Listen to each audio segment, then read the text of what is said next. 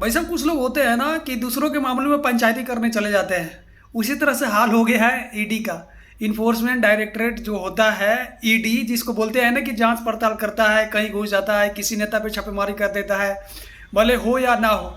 इसी तरह से हाल हो गया है ईडी का। इसी मामले में chief justice of India Gavai साहब के द्वारा ईडी को फटकार लगाते हुए कहा गया कि दूसरे के मामलों में टांग मत अड़ाओ। एक्चुअली दोस्तों मामला यह है कि तमिलनाडु मार्केटिंग कॉरपोरेशन लिमिटेड के अंतर्गत कुछ मतलब घूसपैठ या समझ लो कि कुछ गड़बड़ी किया गया है शराब मामले को लेकर, और उनके द्वारा ईडी के द्वारा यह बताया जा रहा है कि इसमें जो भी कर्मचारी है उन लोगों के द्वारा हजारों करोड़ों का घोटाला किया गया है। हालांकि दोस्तों इससे मामले में तमिलनाडु सरकार के द्वारा मामला एफआईआर दर्ज कर लिया गया और इस पर जांच किया जा रहा है, लेकिन फिर भी ईडी इसमें जाके अपनी टांग अड़ा रहा है। हालांकि जो ये जांच पड़ताल का विषय है स्टेट गवर्नमेंट का है, अगर स्टेट गवर्नमेंट नहीं करती है तो ईडी उसमें जाएगी, लेकिन ईडी का तो काम है कि हम कौन खामखा इसके लिए सुन लिया। और सीजीआई के द्वारा सख्त निर्देश दिया गया है कि इस केस को जल्द से जल्द बंद करो और स्टेट का जो मामला है स्टेट को जांच करने दो। अगर स्टेट जांच नहीं कर रहा होता तो फिर तुम कर सकते थे।